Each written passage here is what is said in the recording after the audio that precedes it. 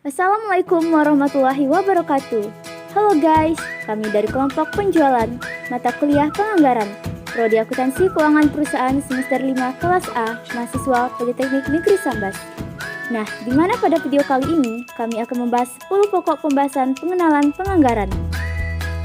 Baik, langsung saja kita ke pembahasan sub pokok pertama, yaitu definisi anggaran. Menurut Nafarin, menyatakan bahwa anggaran adalah suatu rencana kuantitatif atau satuan jumlah periodik yang disusun berdasarkan program yang telah disahkan.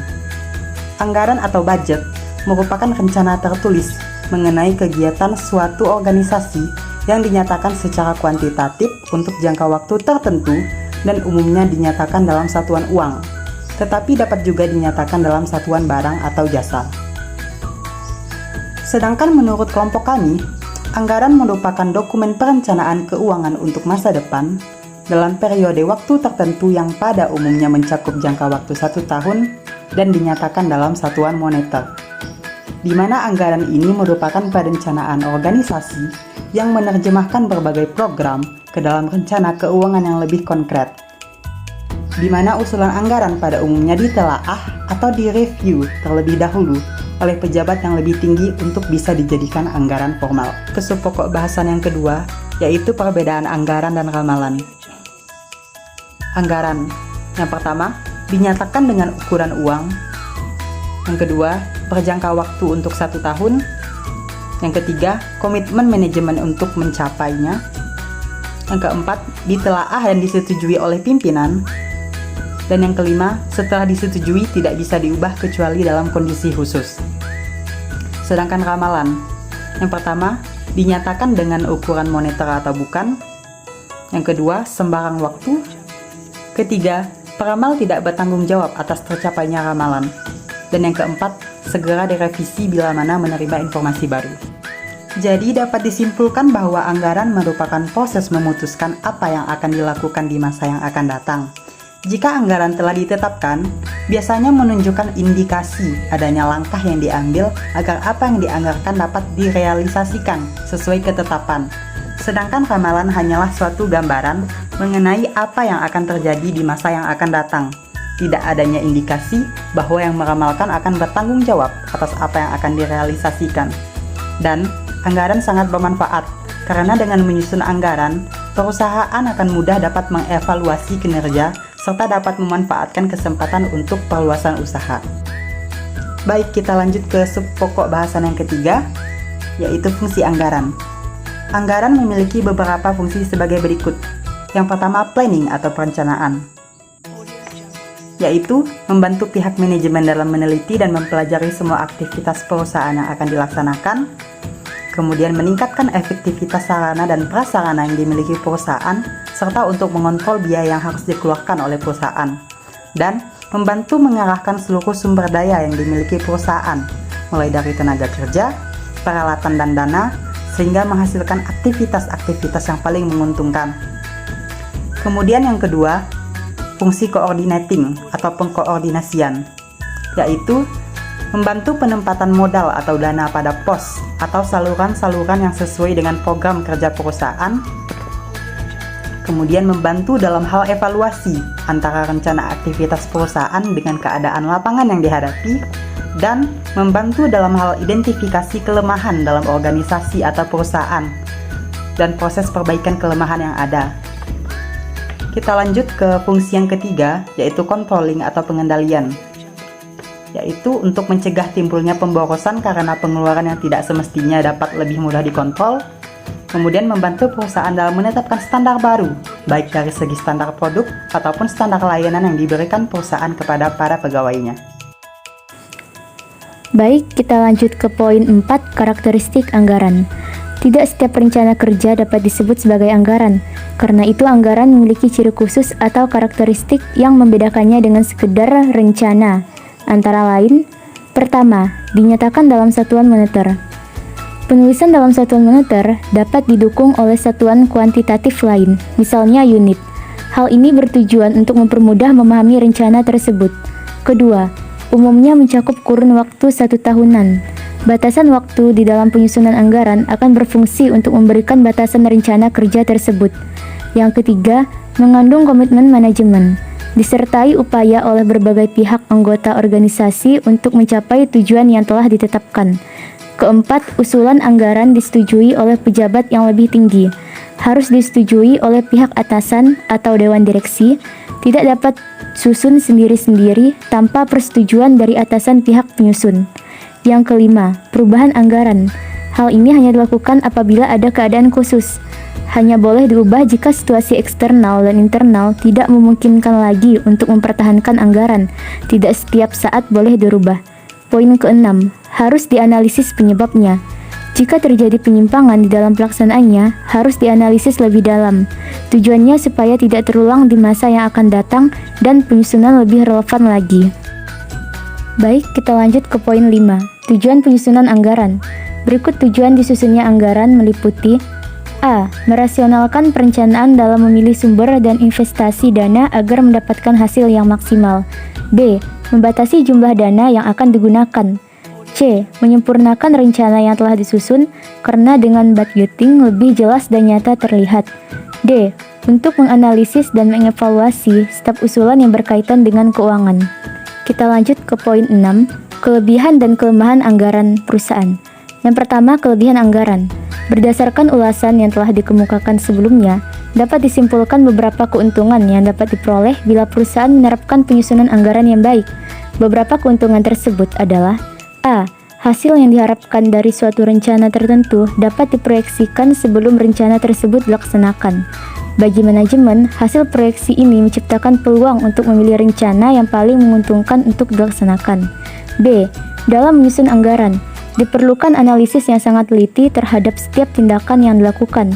Analisis ini sangat bermanfaat bagi manajemen, sekalipun ada pilihan untuk tidak melanjutkan keputusan tersebut. C. Anggaran merupakan penelitian untuk kerja sehingga dapat dijadikan patokan untuk menilai baik buruknya suatu hasil yang diperoleh. D. Anggaran memerlukan adanya dukungan organisasi yang baik sehingga setiap manajer mengetahui kekuasaan, kewenangan, dan kewajibannya. Anggaran sekaligus berfungsi sebagai alat pengendalian pola kerja karyawan dalam melakukan suatu kegiatan. E. Mengingat setiap manajer atau penyelia dilibatkan dalam penyusunan anggaran, maka memungkinkan terciptanya perasaan ikut berperan serta. Yang kedua, kelemahan anggaran perusahaan. Di samping beberapa keunggulan tersebut di atas, terdapat pula beberapa kelemahan, antara lain: A. Dalam penyusunan anggaran, penaksiran yang dipakai belum tentu tepat dengan keadaan yang sebenarnya. B. Seringkali keadaan yang digunakan sebagai dasar penyusunan anggaran mengalami perkembangan yang jauh berbeda daripada yang direncanakan. Hal ini berarti diperlukan pemikiran untuk penyesuaian. Kemungkinan ini menghendaki agar anggaran disesuaikan secara berkesinambungan dengan kondisi yang berubah-ubah agar data dan informasi yang diperoleh akurat. C. Karena penyusunan anggaran melibatkan banyak pihak, maka secara potensial dapat menimbulkan persoalan-persoalan hubungan kerja yang dapat menghambat proses pelaksanaan anggaran. Dan yang terakhir, D. Penganggaran tidak dapat terlepas dari penilaian subjektif pembuat kebijakan, terutama pada saat data dan informasi tidak lengkap atau cukup. Poin 7. Faktor-faktor yang mempengaruhi penyusunan anggaran. Faktor internal yaitu data, informasi, dan pengalaman yang terdapat di dalam perusahaan sendiri.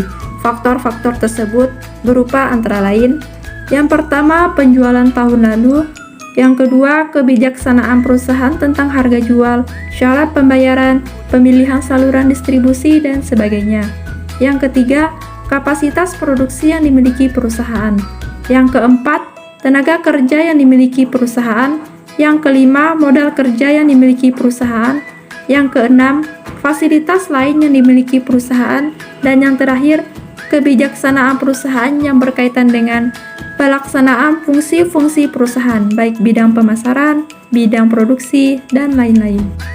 Selanjutnya, faktor eksternal yaitu data, informasi, dan pengalaman yang terdapat di luar perusahaan, tetapi mempunyai pengaruh terhadap kehidupan perusahaan. Faktor-faktor tersebut antara lain berupa: yang pertama, keadaan persaingan; yang kedua, tingkat pertumbuhan penduduk; Yang ketiga, tingkat penghasilan masyarakat. Yang keempat, tingkat pendidikan masyarakat. Yang kelima, tingkat penyebaran penduduk. Yang keenam, agama, adat istiadat, dan kebiasaan-kebiasaan masyarakat. Yang ketujuh, berbagai kebijaksanaan pemerintah. Dan yang terakhir, keadaan perekonomian, kemajuan teknologi, dan sebagainya. Poin 8. Prinsip penyusunan anggaran. Untuk menyusun anggaran, pemerintah harus memperhatikan prinsip berikut ini. Yang pertama, keterbukaan. Pemerintah adalah pihak yang menyusun anggaran. Rencana operasional dan pembangunan yang tertera dalam anggaran tersebut harus diketahui oleh rakyat, diwakili oleh DPR. Pembahasan anggaran antara pemerintah dengan DPR merupakan implementasi dari prinsip keterbukaan ini. Yang kedua, periodik. Jika waktu anggaran ditentukan sesuai dengan aturan, jangka waktu tahun anggaran negara Indonesia adalah 1 tahun.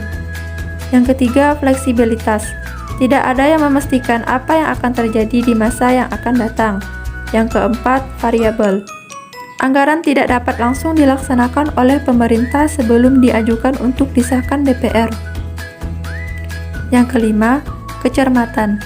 Anggaran harus disusun secara cermat sehingga tidak terjadi salah perhitungan dan pemborosan. Yang keenam, kelengkapan. Semua pengeluaran harus dibuat dalam anggaran dan semua penerimaan yang dibutuhkan untuk pengeluaran harus ditempatkan dalam anggaran. Penerimaan tidak boleh langsung dikomposisikan ke pengeluaran. Yang ketujuh, komprehensif. Semua kegiatan pemerintah harus dimuat dalam anggaran. Yang kedelapan, terinci. Penerimaan dan pengeluaran harus diklasifikasikan untuk mengetahui anggaran untuk setiap klasifikasi. Yang kesembilan, berimbang. Penerimaan harus sama dengan pengeluaran. Yang kesepuluh, dinamis. Apabila penerimaan naik, pengeluaran dapat dinaikkan. Sedangkan apabila penerimaan turun, pengeluaran harus diturunkan. Penyusunan anggaran adalah proses penentuan rencana operasional sehari-hari dan rencana pembangunan setahun ke depan, beserta sumber keuangan yang diperkirakan diperoleh untuk mendanai rencana tersebut. Poin 9. Organisasi penyusunan anggaran. Penyusunan anggaran biasanya dilaksanakan oleh suatu komite anggaran yang beranggotakan manajer fungsional, di antaranya yang pertama, salah seorang anggota direksi, biasanya adalah direktur keuangan yang bertugas memberikan pedoman untuk penyusunan anggaran dan menentukan tujuan perusahaan. Yang kedua, manajer pemasaran, bertugas menyusun anggaran penjualan dan anggaran biodata distribusi. Yang ketiga, manajer produksi, bertugas menyusun anggaran-anggaran yang berhubungan dengan seluruh kegiatan produksi, seperti jumlah yang akan diproduksi, tenaga kerja yang dibutuhkan, bahan baku, pembelian, dan lain-lain.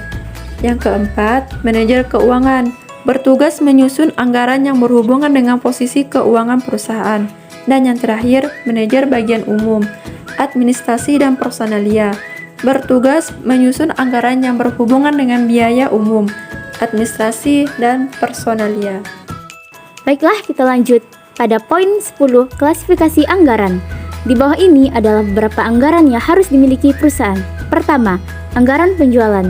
Anggaran ini dibuat untuk memprediksi penjualan di masa depan yang berisi tentang rencana jenis-jenis barang yang ingin dijual, harga, jumlah, waktu, serta tempat penjualan itu sendiri. Anggaran ini pada umumnya dibuat dalam satu periode yang berisi rencana anggaran untuk 1 tahun ke depan. Kedua, anggaran produksi. Anggaran ini berisi tentang semua rencana unit perusahaan yang akan diproduksi selama periode anggaran. Yang ketiga, anggaran biaya produksi. Anggaran ini biasanya berisi mengenai perencanaan biaya pemasaran dan anggaran biaya administrasi, di mana anggaran ini akan digunakan menjadi dasar atau standar dalam pembuatan anggaran kas dan anggaran laba rugi. Keempat, anggaran biaya bahan baku. Anggaran ini merupakan anggaran yang sangat diperlukan dalam proses produksi dan berisi segala hal perencanaan mengenai bahan baku yang menyatakan suatu kuantitas bahan baku beserta satuan uang. Kelima, anggaran biaya tenaga kerja langsung. Anggaran ini berisi mengenai prediksi tentang biaya tenaga kerja selama satu periode anggaran dan dapat digunakan sebagai dasar penyusunan anggaran kas dan laba rugi. Pada umumnya, perhitungan dalam anggaran ini memiliki dua dasar perhitungan, yaitu upah per unit dan upah per jam. Keenam, anggaran overhead pabrik. Anggaran ini berisi mengenai perencanaan biaya overhead pabrik selama periode anggaran dan dapat digunakan dalam penyusunan anggaran kas dan laba rugi. Ketujuh, anggaran persediaan. Anggaran persediaan biasanya memuat semua hal mengenai persediaan dalam periode tertentu. Sedangkan kita ketahui, anggaran persediaan pada perusahaan manufaktur terbagi menjadi 3 jenis anggaran persediaan sebagai persediaan material, barang setengah jadi, dan barang jadi. Kedelapan, anggaran program. Anggaran program ini berisi mengenai seluruh anggaran operasional atau kegiatan perusahaan berdasarkan semua program utama perusahaan yang berupa jenis produk seperti program penelitian dan pengembangan. Anggaran ini dibuat untuk membantu perusahaan menganalisa keselarasan setiap program perusahaan. Kesembilan, anggaran pertanggungjawaban. Anggaran pertanggungjawaban berisi tentang anggaran operasional atau aktivitas perusahaan yang disusun berdasarkan pusat pertanggungjawaban dalam suatu perusahaan.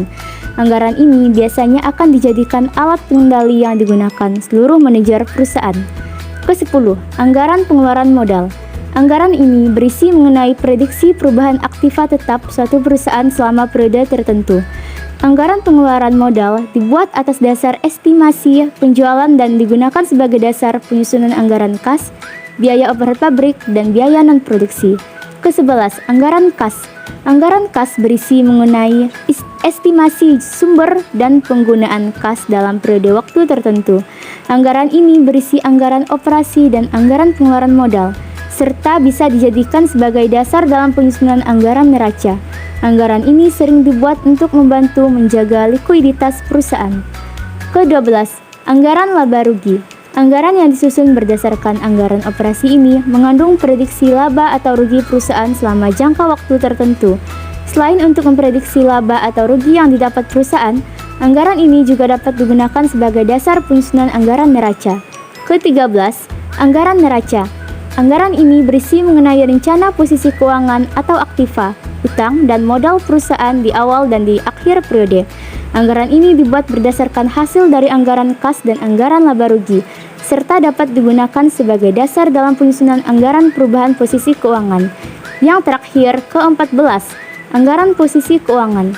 Anggaran terakhir yang harus dimiliki perusahaan adalah anggaran posisi keuangan. Anggaran ini berisi mengenai rencana perubahan utang, aktiva, dan modal perusahaan selama periode anggaran. Untuk penyusunan anggaran ini, perusahaan dapat melihat lagi hasil dari anggaran neraca yang telah dibuat.